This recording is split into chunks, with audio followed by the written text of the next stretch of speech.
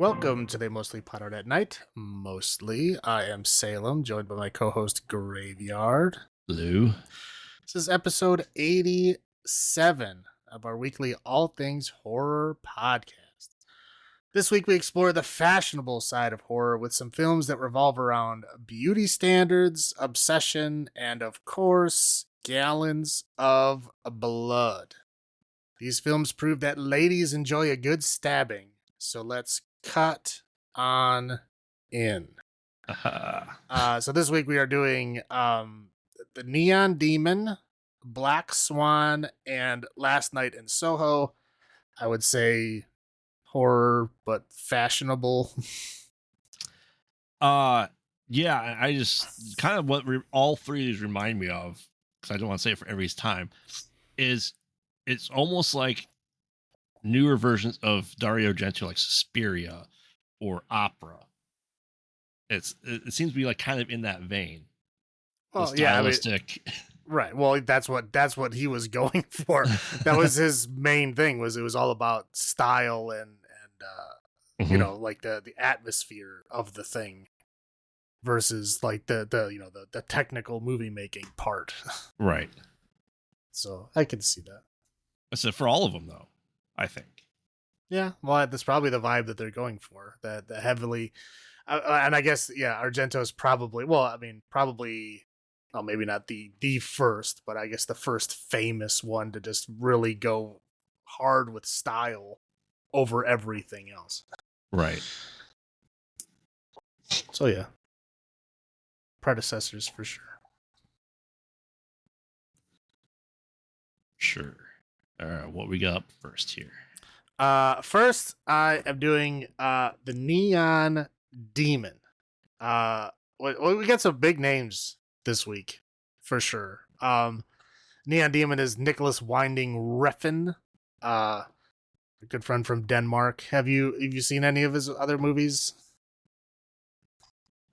Not that I recall off the top of my head.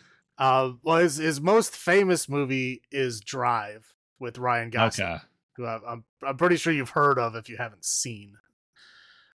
His other movie was Only God Forgives. Okay. Also starring Ryan Gosling. It's definitely more style over anything else. That's kind of like his thing. Right. He's done some other movies. I think he did Bronson with what's his face?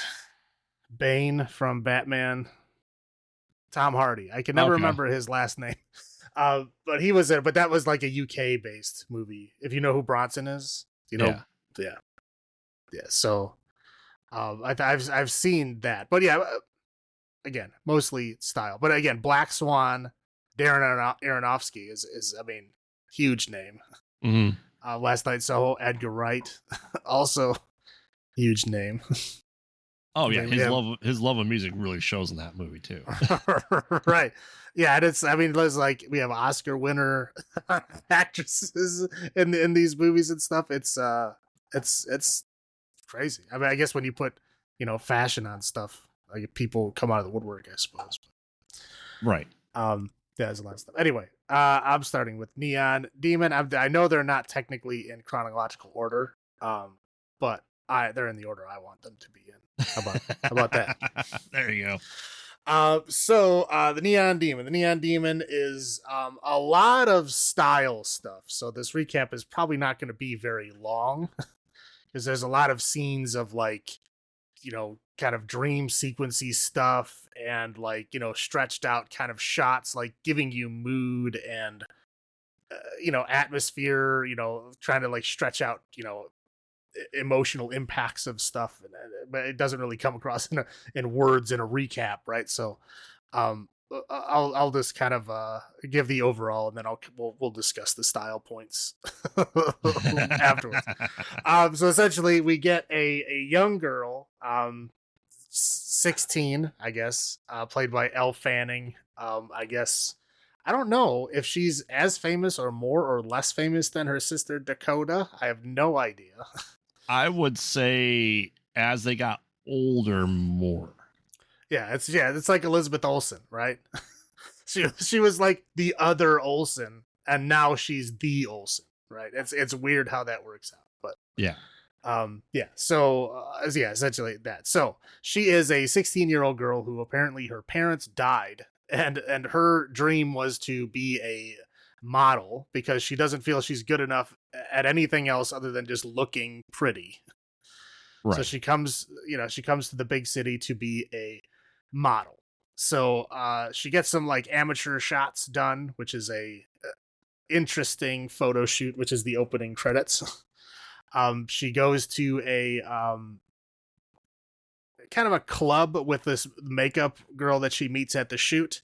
She's introduced to a couple of other characters, one of them being Gigi, who is the daughter from The Relic that we just watched last week. And then the other one is the Dag from Fury Road. And I think one of them was the one with the calcium deficiency in Old. I don't care to mention Old or remember anything about Old. So I'm sticking with Fury Road. That's fair. That's fair. That's more your movie anyway. Right. So yes, he's the Dag from Fury Road. Anyway, and anyway, I should say that the makeup girl Ruby is played by Jenna Malone, who we all know and love. So those are like the three kind of girls that she, I guess, kind of sort of befriends in the big city, right? The first people that she kind of meets in the industry. Yeah. But they're also models. The Dag, I think her name is Sarah. She's a big model. Gigi is like a very famous model. She gets to like pick what she wants to do, whatever, blah, blah. So, she kind of meets up with them. And then after that, she meets her new manager, played by like a one quick scene by Christina Hendricks, she does great in it, but it's weird that she only pops up for a tiny bit and then leaves.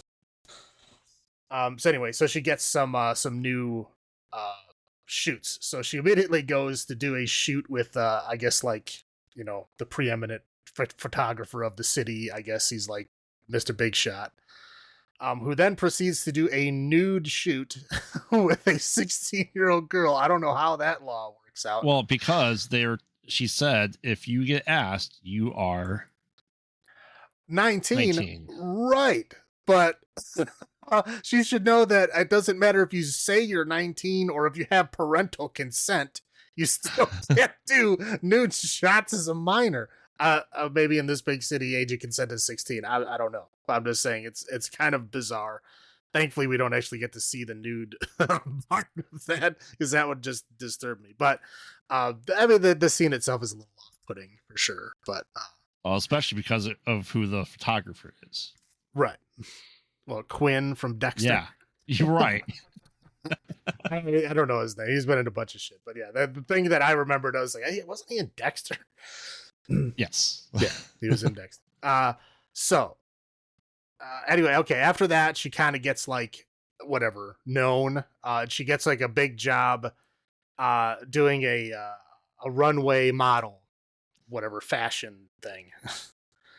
So she goes out there, and of course the guy sees her and is like amazed by her somehow. Right. And then he puts her in the show. She like closes the show, which I guess is like the modeling equivalent of like, headlining is when you're closing the show, I suppose. I guess. Yeah. And then basically at this point we get a long kind of montage thing, basically showing that she is now fully embracing her whatever beauty slash arrogance of like who she is and what she can do and how beautiful she is, and now she knows it. So where previous to this point she was kind of sort of innocent about it. And at this point she gets kind of arrogant. We get a weird scene with Keanu Reeves as the motel manager, who I guess a mountain lion broke into her room earlier, and then he charges her for the damage the mountain lion did somehow. She left the sliding door open. Right, and so it's her fault. Whatever. I mean, and then so then like she has this bizarre dream of like she wakes up and Keanu Reeves is like putting a knife in her mouth, and she wakes up in the morning and it's very open as to whether that actually happened or not. Um, who knows? She's still wearing the same clothes, so but she's lying on the floor. We don't know. Anyway, so she gets kind of scared because she thinks that, you know, the girl next door who Keanu Reeves was talking about earlier sounds like she's getting attacked. So she gets scared. And she goes, you know, she calls up Ruby, says, I need a place to go. So she goes to Ruby's place. Ruby is like, oh, you're safe here. And then immediately tries to like start getting on her, right? Start trying to bone her, right? Yep. She says no. Then Ruby proceeds to get it on with a corpse. And, and then she comes back to this giant house that she's apparently house sitting in. And then after Elle Fanning like gets all super dressed up and does her own bizarre makeup with one glitter eye and one big pink eye. Anyway, so she goes out and she's like telling that, you know, because Gigi and Sarah both show up too, and they basically are, you know, she's talking about how beautiful she is and whatever, and so they all get super jealous, and they basically kill her and then consume her. We don't see them eating her, but that's what happens. So the next scene is them. Gigi is doing a shoot with Quinn from Dexter, and Sarah is there. Sarah gets called in to replace this other girl who he wasn't feeling because he feels this energy coming from Sarah. And meanwhile, Gigi is getting sick, and then she leaves and then throws up an eyeball, which is apparently Elle Fanning's eyeball. So it's like she couldn't handle the energy that Elle Fanning had, but the dag could. So she eats the eyeball, and then that's it. That's the end. Yeah. So yeah, this is not the first time I've seen it. I will say I've only seen this movie one time. But I will say that I have watched the opening credits of this film all the way to the end of the club scene. So it's like, you know, she does the amateur photo shoot. It's like her and Ruby talking in the room, and then they go to the club, and then they talk more in the bathroom, and then they witness that like weird suspension dance thing. I've watched that part like at least 20 times. From that, it's only like what 10 minutes, 10-15 minutes ish. Yeah. But I've watched that part a ton of times because I think that part is great. The rest of the movie doesn't quite, I think, hold up to that. I will get into that in a minute why I don't think so. But yeah, so yeah, I've only seen the movie past that point once, but I've seen that part at least 20 times. But I do like it. I mean, if you've seen his other films, it's similar in style. You know, it's a lot of flash and visual style, more than it is, you know, action or nuance. It's more like just that. What did you think? Yeah, I mean, that was my first time watching it. And I realized while watching it, I'm like, shit. Once again, me watching other horror things, I already knew the twist, right? And this is something that was on the radar for the Wi-Fi to watch. He was gonna watch it at one point in time, and we just never got around to it. And then we just kind of forgot about it because it kind of disappeared. It like came and went, I feel. It's not really talked about for it being, what, 10 years old at this point in time? Not even. I think it was like 2017. Okay. Yeah. I mean, close to, but not quite. Right. Like I said, I remember seeing trailers from like, okay, I'm going to watch this. And then I just, like I said, I forgot. I completely forgot about it. But no, I mean, it was a interesting surprise, quite honestly. And, you know, reading into the research of it, like how this was booed out of cans. Well, interestingly enough, it was booed and got a standing ovation at the same time. I'm not talking two different screenings. That was the same screening. People were booing it and walked out, and it also got a standing ovation by the people that stayed. So it's a very polarizing movie, I guess.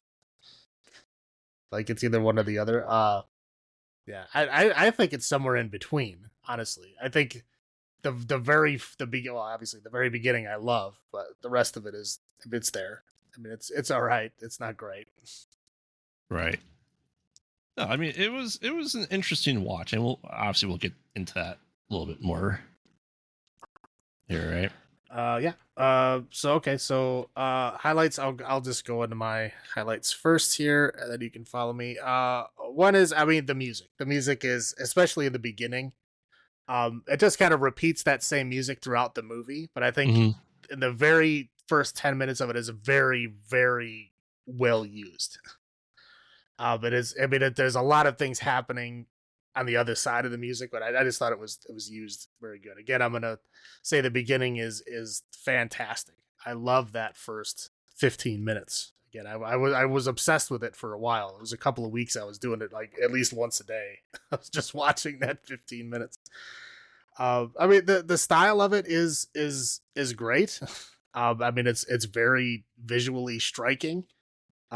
We'll get into my low points when I have some issues there. I mean, the way it was shot is great. The cinematics, I mean, the way that, certain lights and scenes and things line up are pretty cool.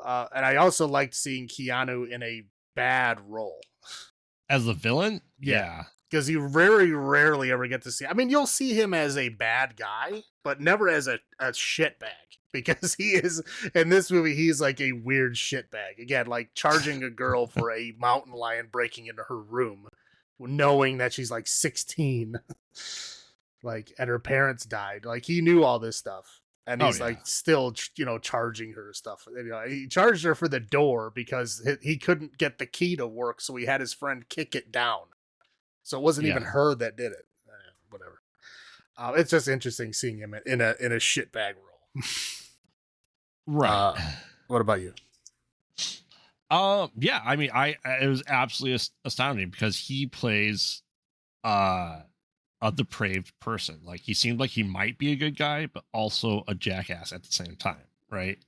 Like, he took someone breaking there very seriously. And it made you think, oh, he's kind of a good guy, and then they just go, no. And I'll get into the other room as to why that's a low point. When we get to that. Music was absolutely spot on. Now, I thought this was definitely not, boo worthy at all. I think this kind of portrayed let's face it, we don't even know the half of the things that happen in the fashion world, right? The sick and depravity that is there. It seems to be a more common theme where people like, oh, no matter what you do, you're going to be fat, right? And just the bullying that's involved, the mind games that's involved, and just the cutthroat that is there in the fashion world, so to do stuff like that. And I thought that was a great take on it. Like I said, it felt like something Argento would have done. Because he's done that with the dance schools, with opera. It was the same vein, just 30 years later. Right. Well, yeah. If Argento did it, I don't think the models would quite be so skinny either. No, because in his time that wasn't the style. But yeah. Right. But I mean, it has though. You have lesbian necrophilia. You have cannibalism. You have some body horror. And it kind of leaves it open to the interpretation of, was this the first person they did this to? You'd assume not, except, you think Jenna Malone's character and the other one, that doesn't cut herself open has done this before.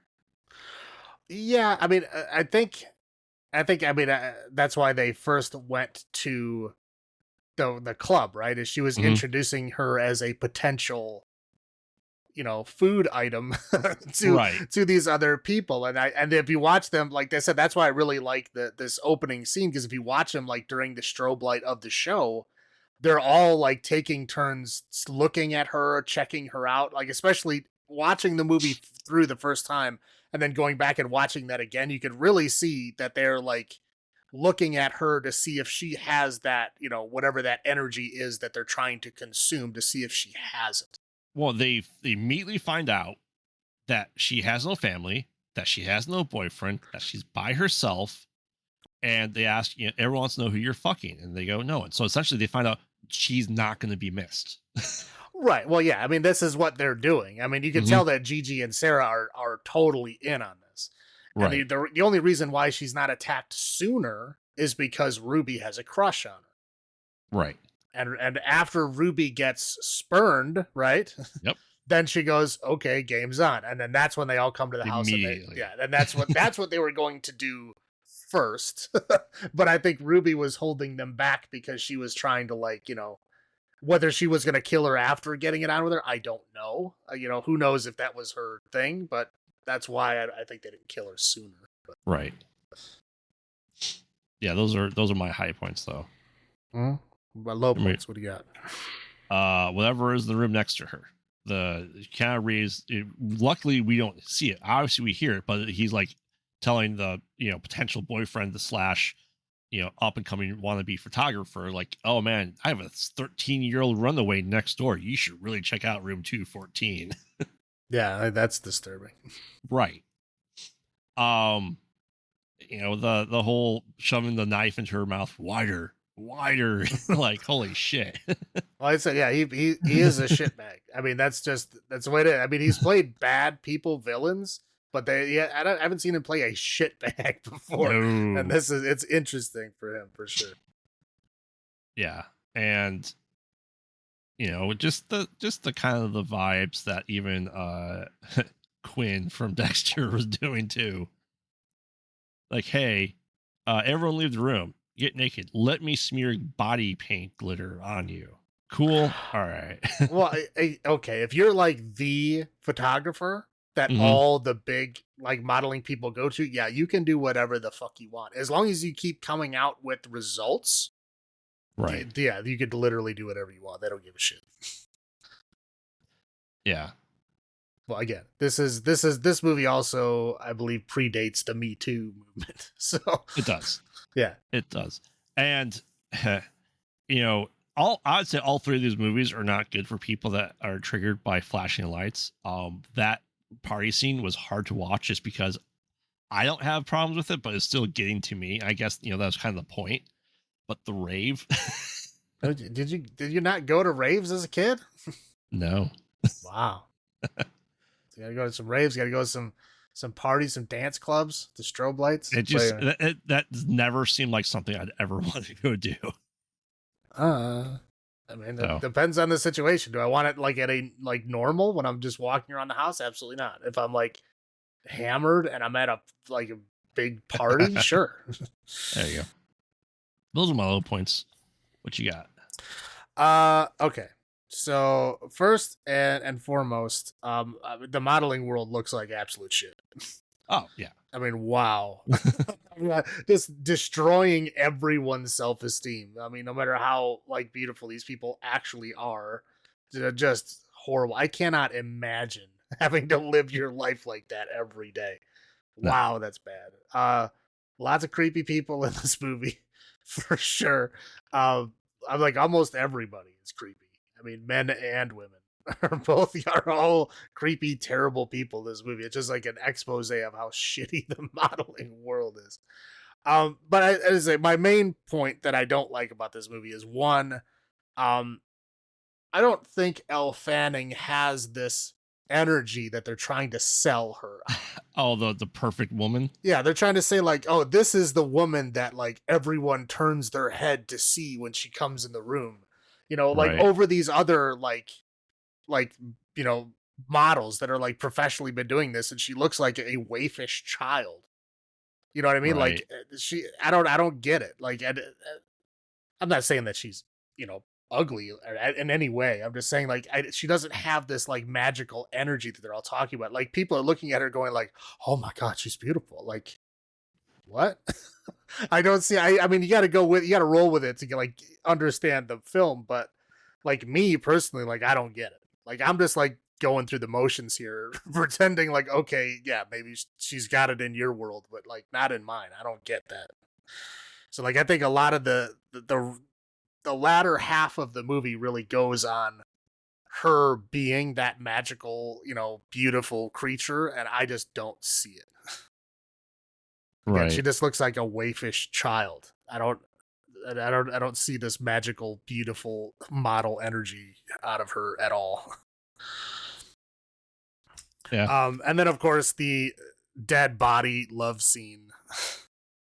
I think it went on a little too long. Like it was a little too involved. I mean, it was like that was the most involved love scene in the whole movie. Was her and that corpse. It's like, okay, you can stop. It's okay. I'm gonna go in the other room get a drink while it's happening. I don't want to watch it. It gets disturbing. Okay. Anything else you want to add? No, I mean, you're right. It's the model scene, just the shit people that they have in this. Everyone's a shit person, quite honestly, except Elle, right? Right. Until she kind of became a shit person once her ego was blown she up, did, which is part of the ritual. Yeah. As soon as everyone told her she was beautiful, she just like went all in and like immediately became her evil twin. Right. Yeah. So this week we're gonna do waifish models because there are women that are too goddamn skinny in all three of these movies. So that's what I'm going with, waifish models. So you want to go first? You want me to go first? Waifish models out of 10.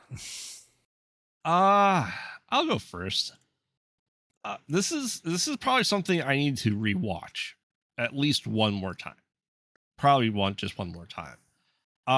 It was interesting to say the least. Like I said, I'll say it again. It reminds me of Argento, and I do appreciate that.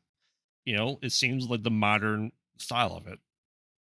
Is this the best movie out there? No, but do I enjoy it? Yeah. So I'll give it 7 wayfish models or people that need to eat sandwiches.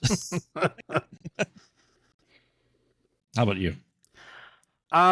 Yeah. I really, really love the beginning of this movie. I just don't think the rest of it quite meets up to that. So of course, by my own standard, if I rewatched it, it has to be at least a 7. But I'll go 7.5. 7.5? 7.5 wayfish models out of 10. Again, watch the first 10, 15 minutes, and then decide if you want to watch the rest, but don't think the rest of the movie is going to quite match up to that, because it won't.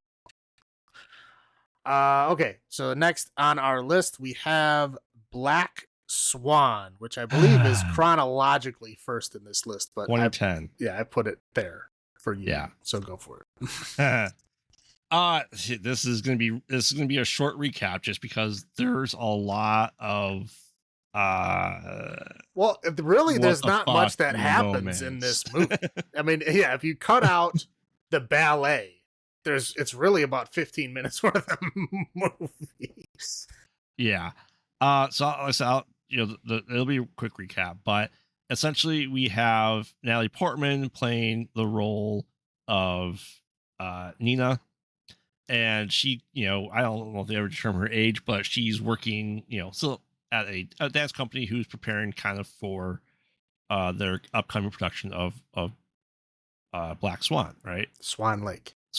But yeah, but she wants to play the White Swan and Black Swan because that's the story of, changing from good to evil and vice versa. Everyone probably knows most of the notes of that thing. And, she was hoping to get the part. They have this big dance studio. Once again, kind of like I said, it reminds me of Suspiria. And yeah, she's kind of, I'd say, a pretty naive young woman that's just trying to do her best. And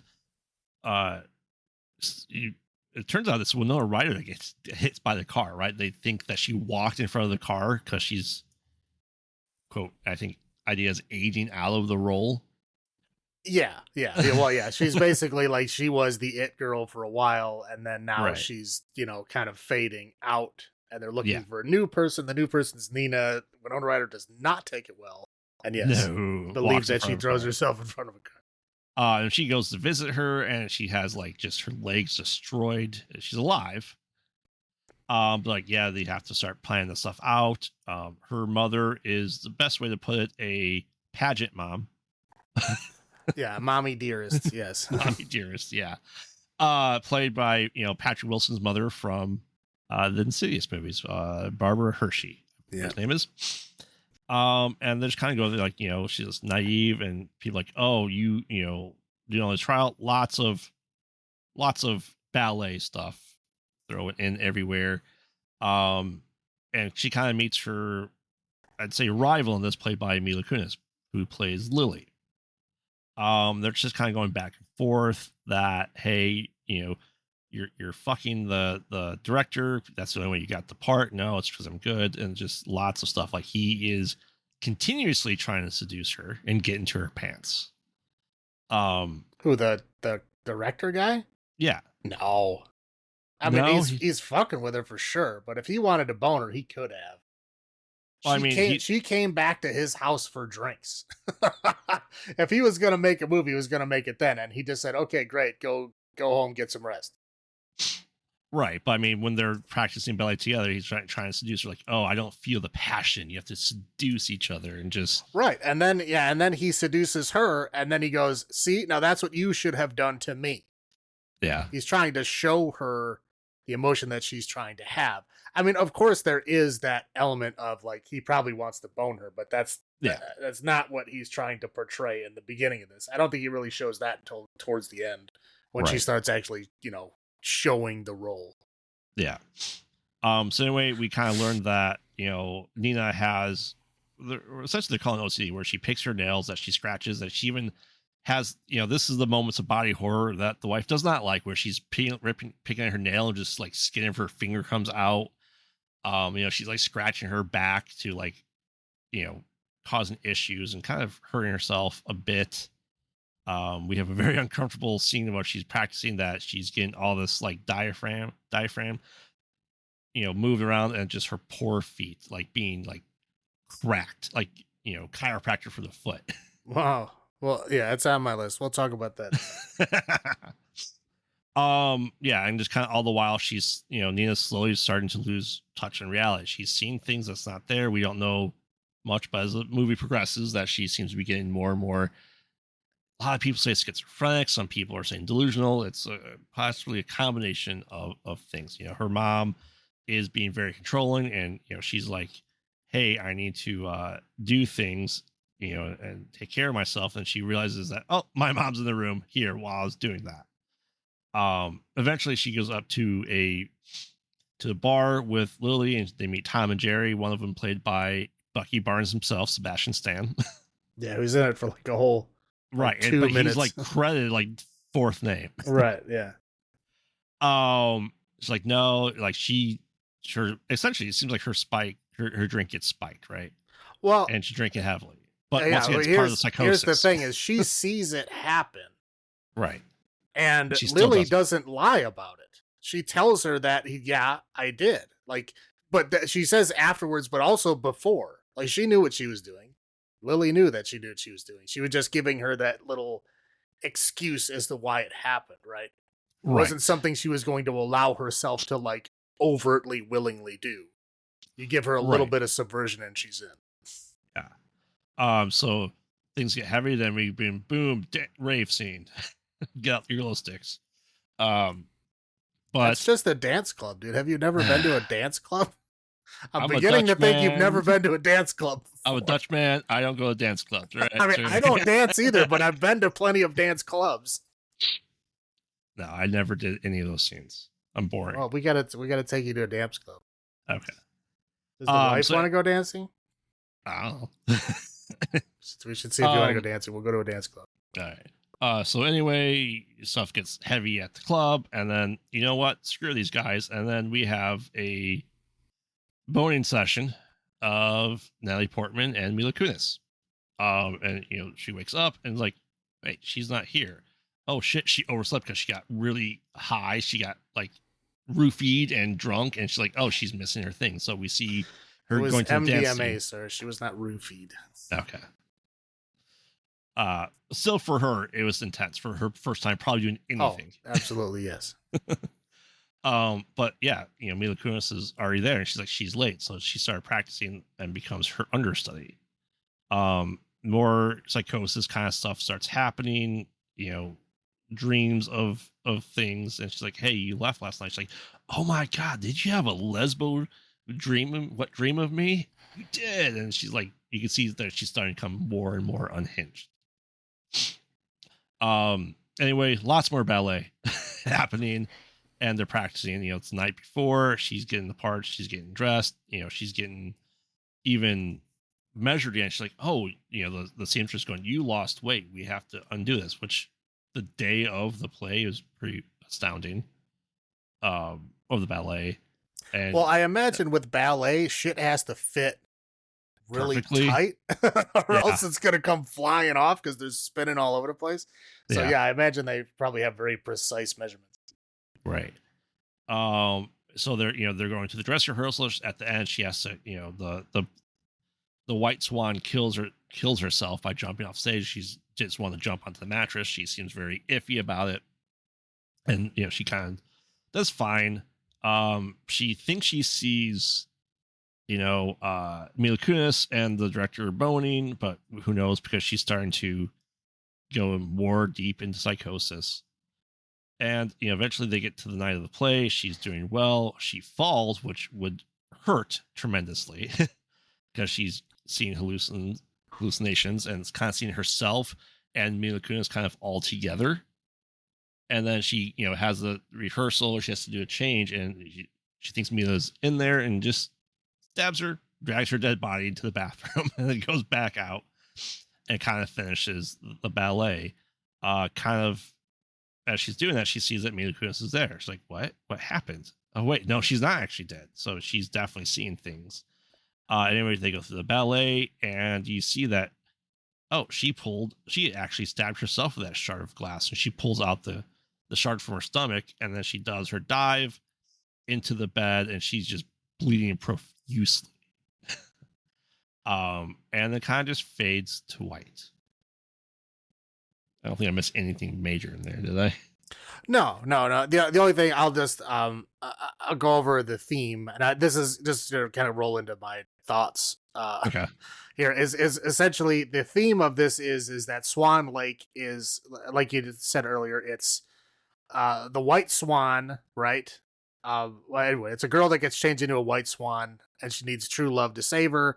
So she tries to seduce this person as the white swan, which is beautiful, perfect, innocent, and fails. And then her kind of dark twin, the black swan, who's more, visceral, emotional, kind of, loose. I don't know how do you say that, effortless, whatever it is, kind of unpredictable. Seduces the person that she's trying to find true love with. She realizes what happens, and then she kills herself because of it. So basically the whole point of the film is that she is the white swan, right? She's very innocent, very perfectionist, very, kind of perfect, innocent kind of person, right? And she's trying to play the black swan, and like we see in her practice, she can't do it because she can't let herself go. She's in too much of control. She can't let the emotion take over. She's all about precision and stuff like that. So over time, she essentially develops a second personality, and that other personality is because she's lived such this sheltered life, as we see from her mother, was extremely controlling and prone to outbursts and stuff like that, right? So she had to be very proper, very, precise, just like her dancing was. And so she had this stuff inching up on her as it was, and then she tries to be the black swan, and all that kind of explodes out with the floodgate, right?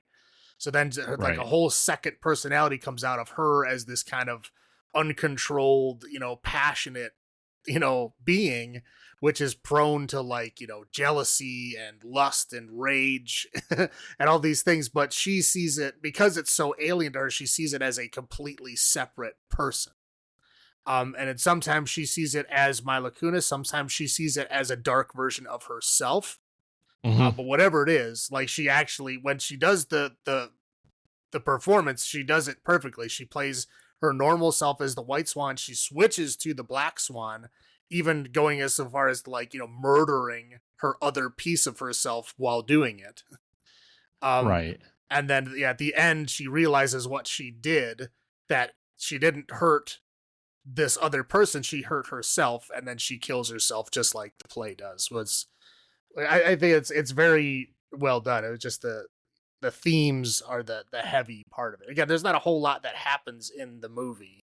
It's more like just atmosphere and a lot of scenes showing you how difficult not only the ballet is, but how hard it is for her to deal with it. Right. Yeah.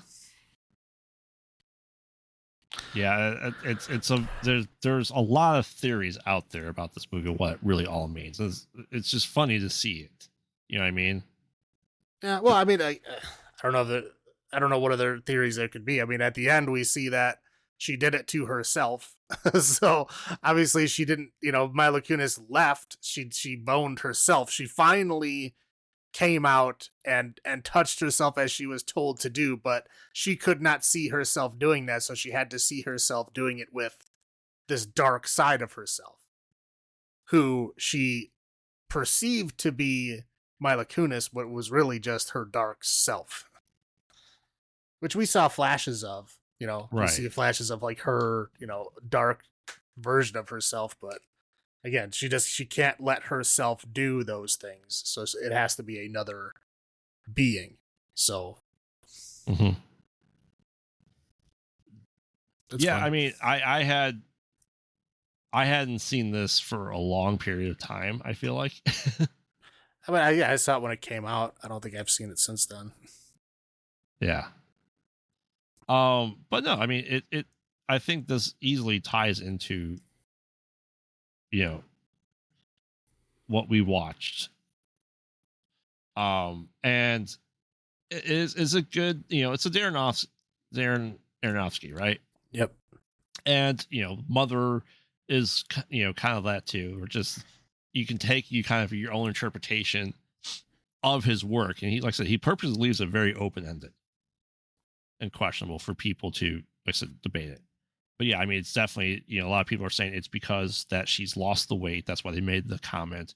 It's her blossoming, into the darker half and her killing off her younger self, her naive self of it, and really becoming the star of Swan Lake. So, I'll go first for my highlights then. Go for it. I mean, I know they did a lot of practicing to do the ballet, right? I think a lot of it is them. And I think that takes commitment. I believe that both Natalie Portman and Mila Kunis had experience with ballet before the movie. They weren't like fucking professional ballerinas or anything, but they had been in ballet as like kids, I think. So they were like familiar with it. Yeah, but I mean, that is, I mean, even only being somewhat familiar, there's still a lot of dedication to the role to do all that stuff, right? It's still, yes, it's, the whole thing, smell your armpits, raise your hand, smell your armpits, raise your hand, right? I mean, it's extremely hard to do, yes. Yeah. And I feel like, it was a good amount of body horror-esque, right? It's light, obviously, but you still feel it. You feel when she tears her, her fingernail. And I really think the psychosis that is going into it is really seen and done well enough that you see that slow progression into madness. I do enjoy that. And yeah, it probably plays well into the whole ballet subculture as well. Just like Demon was for modeling, this was for ballet. I'm not a big ballet fan, but that's about what I got for highlights. What about you? Yeah, no, I've never been to a ballet.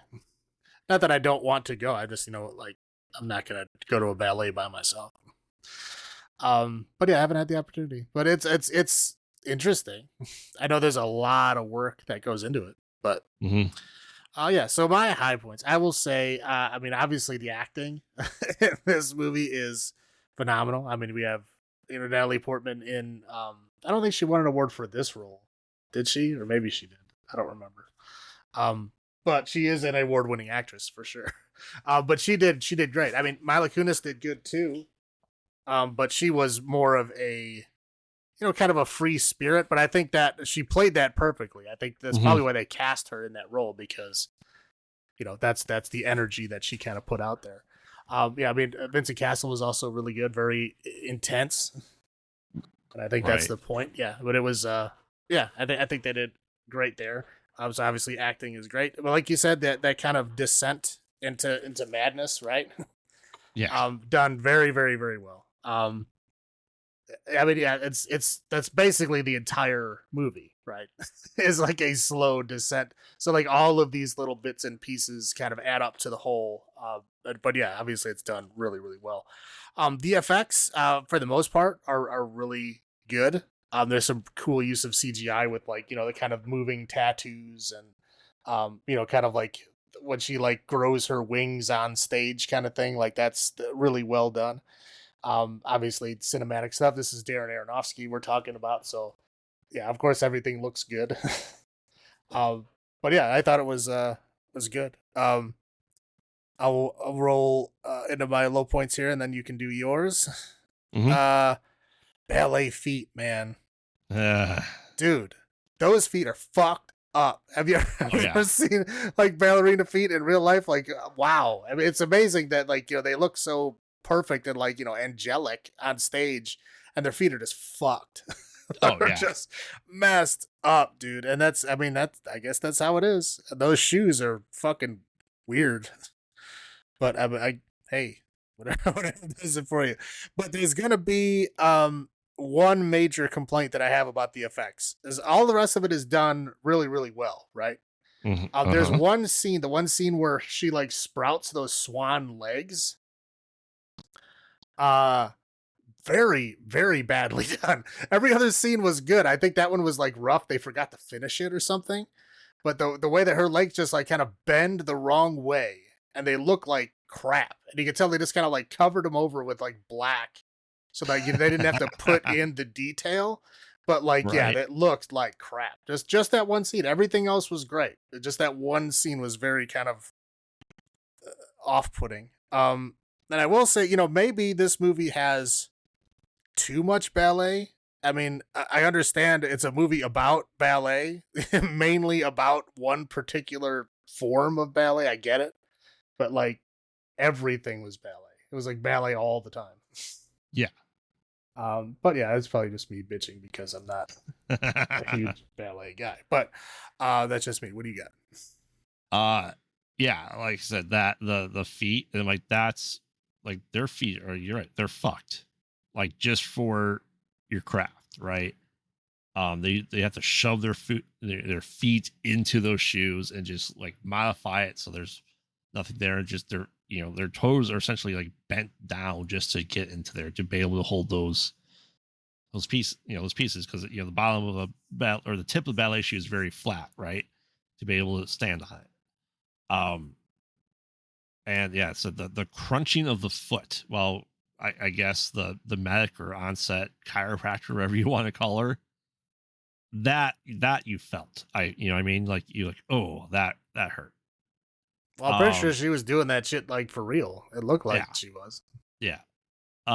You are correct, there's way too much ballet. I Way don't know. too I think much. that's I think that's just an easy complaint. But like, again, if you're really into ballet, you're probably like, oh, it's perfect about a ballet. But yeah, I feel like there's maybe too much. Yeah. It could, this is almost 2 hour movie, we could have done like with 20 minutes less ballet. Easily. um yeah, and you're right, while the scratching looked good, the finger pulling, the skin looked great, the just CGI bird, the swan at the end. um I even say her eyes, like her bird eyes, didn't look very good. Yeah, yeah. I mean, over. But I said overall, I thought they did well. It was just that one real bad scene But I was like, well, what the fuck were they thinking? Right. Yeah, I mean, it's obviously, the shit mom you don't ever want to have to deal with, and just the bullshit that would go on to, I wouldn't want to deal with either. But I know that's the point of it. But I don't like that type of environment, regardless of where it is. You know what I mean? It's just not fun. So you don't like the movie Mommy Dearest, is what you're saying? I have not watched it in a very long time. I was getting Carrie vibes. Yes. Yeah, she like, definitely not she quite definitely as felt heavy, like but yeah, like in that same realm. Yeah, Mrs. White. I think Carrie White. I think so. Yeah. Yes, absolutely. She was the a mix of Mrs. White and the moms from Toddlers and Tiaras. I can't say I've ever seen Toddlers and Tiaras. I'll take your word for it. I'm not really into it's the child pageants. Well, it's the mother that pushes their little kids into these pageants because they want to live vicariously through them. Yeah, well, this one for sure, because we found out that she was a ballerina that threw her life away because she had a child, which apparently makes her even never ballet again. I guess, I don't know. Right. So those are my low points. All right. So I guess I gotta go first this time. Yes. So Wayfish models out of 10. Now, I mean, this movie is obviously a fantastically good movie with Darren Aronofsky directing. I mean, Natalie Portman acting. So I mean, it's really good. So I guess I'll have to give it we'll say 8.75.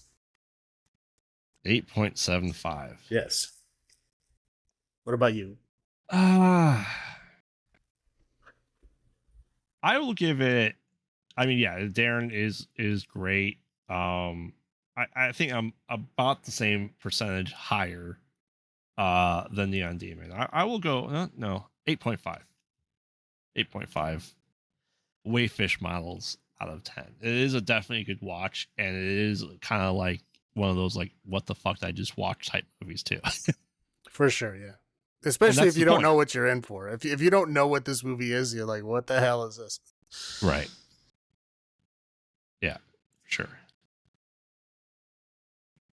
All right. So our last and final movie is Last Night in Soho, which is recent, right? Was it last year? 2021. Really? I believe. That long ago? Yeah. All right. Well, as you get old, I guess things. Well, just move because faster. we lost a lot of time for COVID, so yeah, this was made before it. That's true. Yeah. So Last Night in Soho. Anya Taylor-Joy is in it. Matt Smith is in it. I don't know the other the other girl's name. Thomason or something. Thomason McKenzie. Yeah, something from like Jojo that. Rabbit and Old. Yeah. Okay. We'll get and Terrence Stamp. Yeah. So we'll briefly. Yeah. So basically there's a young girl who is in the modern day but wants to live back in the 60s, both musically and fashionably. Right. She wants to live back in the 60s, so she is a fashion designer, and she's going to college in the big city of London to be a fashion designer. So she gets accepted by this college, she moves to London.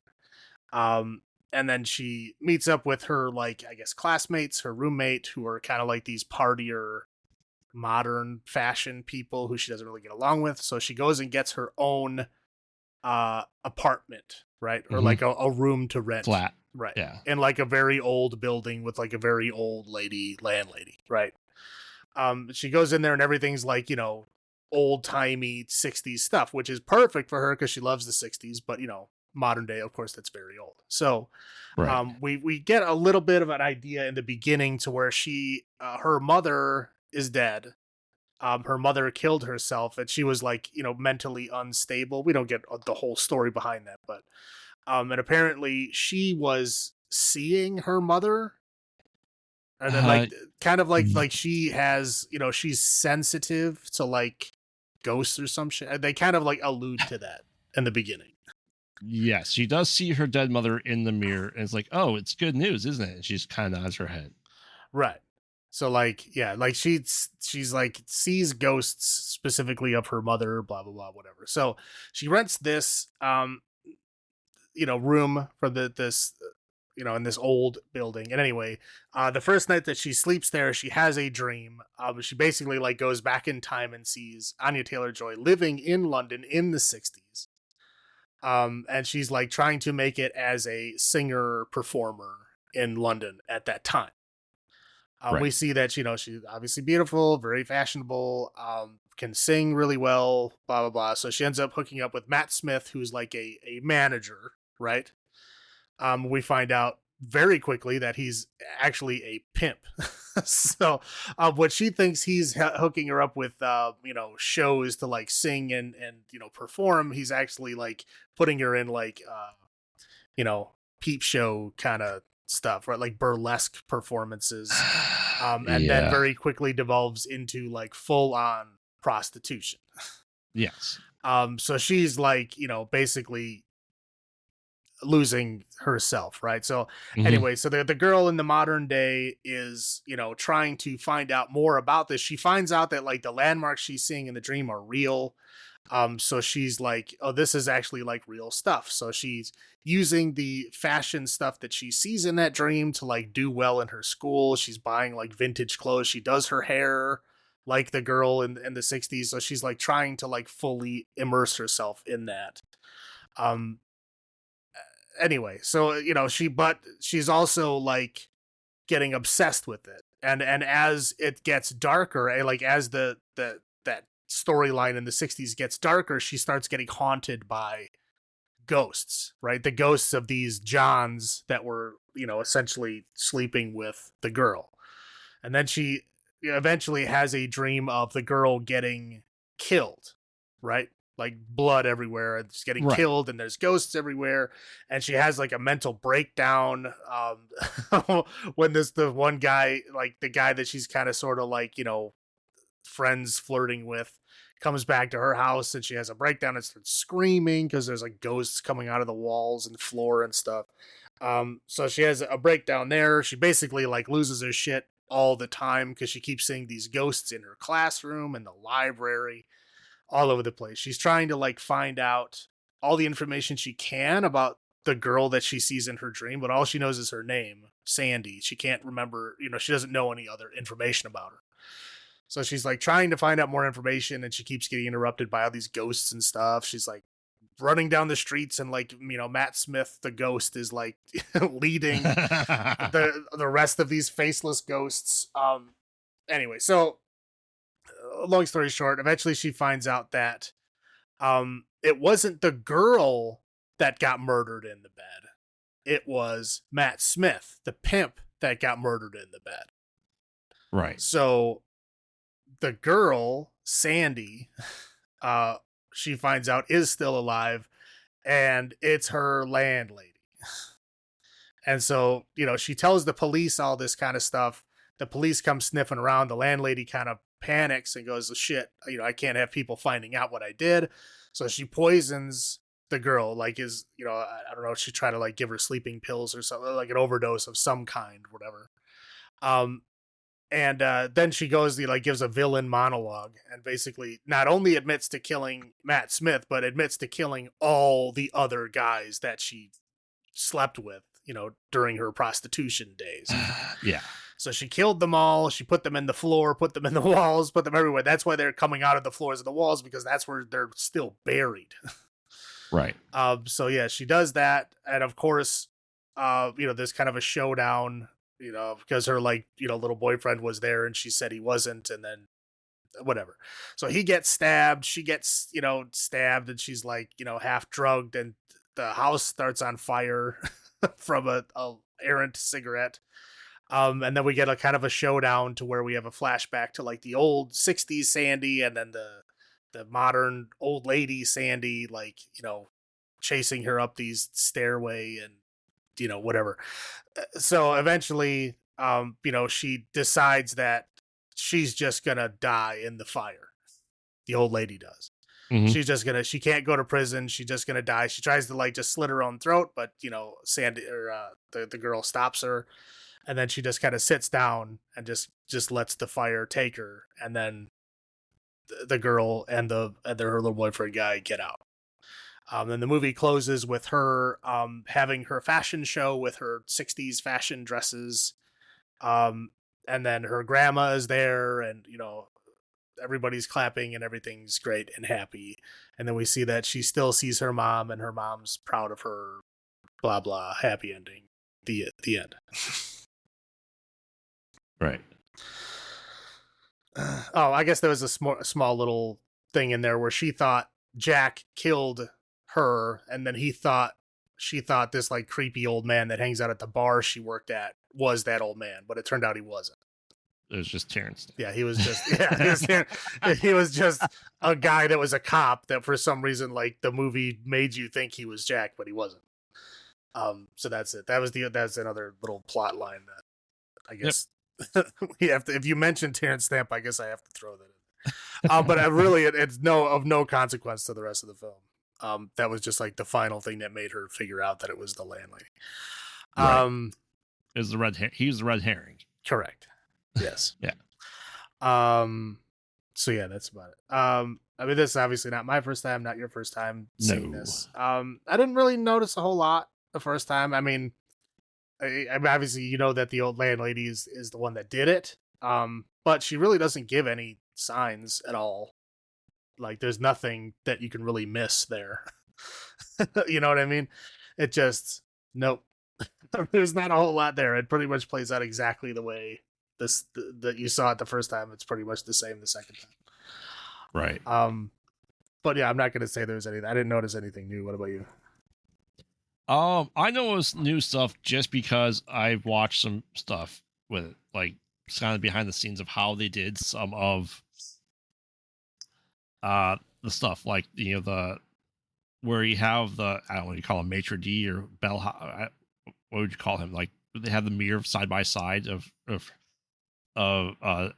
Thomason and Anna Joy, right? Mm-hmm. Those are actually the Weasley brothers. They're actually twins, so they actually were able to pull that shot off practically.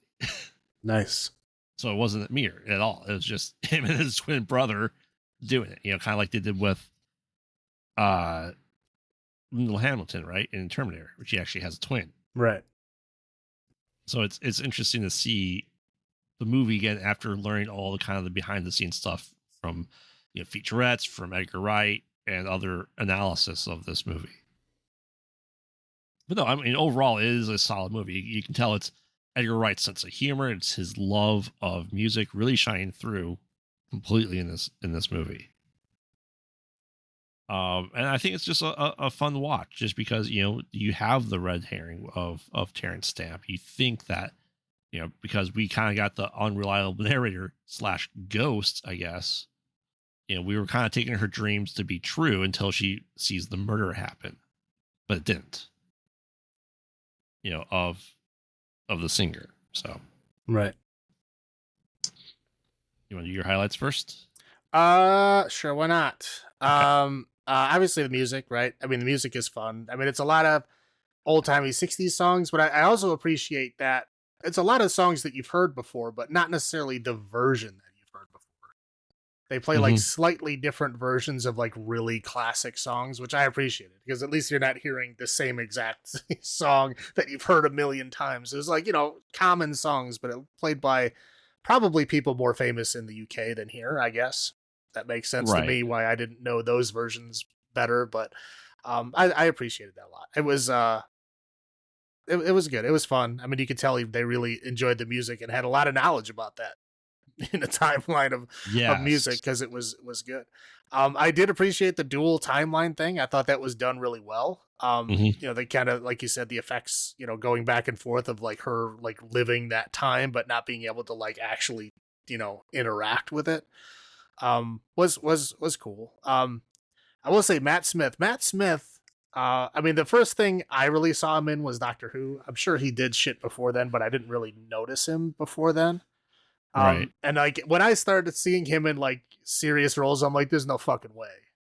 There's no way he's gonna pull that shit off. He was such a goofy doctor, you know what I mean? I was like, there's no way he's gonna Right. pull The that shit doctor's off. always just a lovable goofball, right? Yeah, and like, dude, he nails it. He is a fantastic actor. He's nailed every like serious role I've seen him in since then. He's just knocked it out of the fucking park. He's great. I don't know what it is. If maybe he's always been like that, and I just saw him as the doctor first, and I just kind of like typecast him in my head. I don't know, but he continually surprises me in everything he's been in. He's just fantastic overall.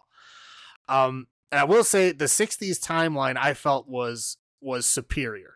I really liked that. I thought it was better acted, better presented, like just more fun than the modern timeline. I thought the '60s timeline was great. The ghosts were done well. The kind of faceless ghosts were interesting. They were kind of like black and white to show that they were like old. Right. That was fun. They actually played Susie and the Banshees' Happy House, which is one of my very favorite songs. They played that, and that's an interesting one because have you ever you know who Mindless Self-Indulgence is? The band. So. Yeah, they're like so. Whatever. Anyway, they sampled Happy House, and so Happy House and one of their song called Bitches. I know. You can imagine in your head how great the song is, right? So they both sound like, Happy House is the original, obviously, and then Bitches sounds like literally plays the exact same opening. They just sampled it. There's nothing in other beats or anything. It's the same thing. So whenever I hear that, I'm like, oh shit, which one is it? Is it going to be the good one or is it going to be the bad one? But it's thankfully this time it was a good one. It was great. And yeah, and the ending I thought was kind of fun. That twist was fun. It's not a twist that you expect. No. Obviously this is the first time not the first time I've seen it, so I expected this, but the first time I did not expect that at all. You never expect, the woman to be the murderer, especially in the '60s. Right. And it was fun. It was kind of like a, topsy-turvy kind of thing. I thought it was good overall. But yeah, that's it for my high points. What do you get? Yeah, I mean the atmosphere of the '60s seemed more authentic somehow. Right, you're right. It is the '60s was a much better story, more interesting storyline of it. Every part of it, like attention to detail, the music was great, and like I said, the special effects, the sequences they did were, especially with Matt Smith dancing with both of them at the same time in a continuous shot. The intricacies of having to have the ducking and the panning and the turning of the cameras to just get them back in and out was, I think, wonderfully done. Oh yeah, for sure. It's a lot of camera play that you never expected to see, with, oh yeah, she's, doing this, but yeah, she's supposed to be a mirror of herself because they're walking through, the split mirrors, right? So it looks like she's kind of faded in the background there. I know in the taxi, or I think it was his car that she's driving, when we see, Thomas on the outside, because she's sitting outside the car. There's a rig that she's sitting outside the car just to have that too. It really just shows that, the DOP that Edgar Wright got was just phenomenal. I'd say very light use on those type of sequences of CGI. There's really none. It was great to see. The red herring, obviously, right, is fantastic because you said first watch it, you never go, no way, it's the old lady of the house, right? Oh shit, she did murder, what? She's 100 guys or something like that. Yeah, no, it's a lot. Well, yeah, I mean, they really don't give you any clues that it could be her at all. It's just kind of happens, but you like really hone in on this because he's an old man and he's an asshole, right? Right. So you're like, it's got to be this guy, right? Yeah, because he sees the drawing, recognizes her as sees her as the main girl from the '60s, right? I think that was all good. Low points, obviously. Matt Smith's character is atrocious, horrific. Well, yeah, he's a pimp. Yeah. All the men in the '60s nightclub. Yeah, but that's the '60s nightclub, man. I know. That's how it was. It sucks, but yeah. And kind of something that, we don't know for sure. She seems to have some, obviously she's having these visions. So as you said, there's some supernatural element at play here, but not fully correct. So she can't really trust her powers that she has to the 100%. Right. Well, yeah, I think. I think in this particular instance, I think her psychic visions are seeing the emotional attachment to things more Right. than just seeing the things. Right. So like, yeah, things can emotionally feel much different than how they actually happen. Yeah. I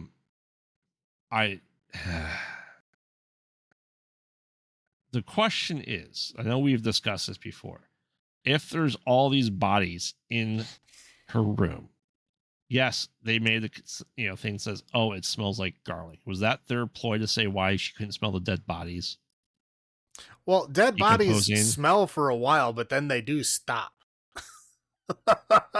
And since she hasn't killed people in a very long ass time, I mean, they're like skeletal remains. They're not gonna smell. Yeah, I it's been imagine for a 50 while years. it probably did. Like through the entire rest of the 60s. I'm sure it smelled Yeah. terrible in there. But yeah, for the last 40, 50 years, I'm sure it was fine. Right. And my God, how could anyone go to sleep with that light going on and off all fucking night through your window? I don't know, man. Yeah, I've had some friends that live in the city. I'm like, dude, there's Curtains. no way. Blackout curtains. Come on. Something black boards. Like I'd have to board up the window. I wouldn't be able to deal with that. I would, if it remind me of the Seinfeld episode where Kramer, they get the chicken store next to Kramer. He just has that bright red light in his apartment nonstop. I'd go insane. Absolutely insane. I don't think I'd be able to go one night there. It's fair. And obviously the shit fashion designers with her too. Yeah. They're awful. Yeah. Hey, there's this new woman. Yeah, cool. Let's make her stay out late. Let's have this huge raging party. And yeah, she fell asleep listening to headphones, curled up in a blanket in the corner. Fuck her. We made her get into that spot. Well, yeah, some people are shit. Those are my low points. Mine, I'll just say, yeah, the modern timeline is really just kind of not as good as the 60s timeline. I think technically the modern timeline takes up more screen time, but it really does not feel like it. It feels like it's just kind of like piecing together the far superior 60s timeline. Right. And the other thing is like, okay, I don't know how fashion works, right? But like, if Sandy was already wearing that dress in the 60s, you're just stealing that, right? It's already a fashion design, like somebody already designed this. Just because no one's seen it since the 60s doesn't mean that somebody didn't already design it. You just steal it and say it's your idea. Yes. Like she did her whole like fashion line just copying off of shit she saw in the 60s. I'm like, that's fashion? That's all you have to do is just copy shit? Like, I don't know. Maybe it is. I don't know. I don't know anything about fashion. I don't know how the fashion is it any different than Target with all their 80s retro tees for the tees that exist in the 80s saying it's new fashion? I don't know. I mean, but that's like, it's just a t-shirt. Like a t-shirt is a t-shirt with like different shit on it. That's different than like this new fancy dress. Look at this new design. It's great, right? Like that already existed. Somebody already did that. That's like, like somebody makes this fancy painting and then you paint it yourself and go, oh, look at my painting. Like, no, you just copied this off of somebody else. What are you doing? I made this. Right. Yeah. It's like, I don't like, is fashion different somehow? Like, is there like a copyright rule that like after a certain amount of time, you can just reuse it? Is that why they like recycle decades? It's after a while, possible. Like the fashion expiration has hit. So now you can now that it's open source and you can use it. I don't know how fashion works. I was just very confused by that. I'm like, so she's just copying a dress she saw the girl wear. She knows it's real because she saw the trademarks and shit. So like, she knows this is real. She's just copying somebody else's work. Like, that's not okay. I guess whatever. I don't know. Right. But yeah, that's all I All right, so how many wayfish models out of 10 would you give The Last Night in Soho Graveyard? I mean, I really enjoy this movie a lot. It is probably my favorite of the three. I think it's just, like I said, just for all the reasons I said, it's just stylistically, cinematography wise, it's great. And just all the crap they're able to pull off. So I will give it 9 wayfish miles out of 10. All right, I'm not gonna go that high. But I did think it was good. It's definitely a fun movie. It's worth rewatching at some point. I will give it a 7.75 wayfish models out of 10. All right. All right. Anything else you want to add before I roll this out? No. All right. So next week we head to the modern West for some Neo Wild West horror. What is Neo Wild West horror, you ask? Well, it's a cocktail. You mix in a bit of classic Western, a dash of outlaw justice, a generous helping of some action horror, and then you shake it over some ice made of modern landscape. So yeah, that's your cocktail. It's good stuff. So we are watching Near Dark, sometimes called Aliens 2.5. I think Aliens. Yeah, I think that's what they call it. Anyway, vampires with the $, the John Carpenter one, and Yes. the original Westworld. Yes, with Yul Brynner. And yeah, we're skipping the sequel. Future World? We're skipping Future World? I would suggest everyone skips Future World. It is not worth your time. And also not really, they kind of skip Westworld definitely has a horror element to it. The sequel really doesn't. Well, it's not as much or as good. But yeah, just skip it. Don't watch it. Not good. Anyway, so remember, we watch bad movies so you don't have to. And this has been Graveyard saying, have you checked on the children? This is Salem saying, long live the new flesh. Good night. Night.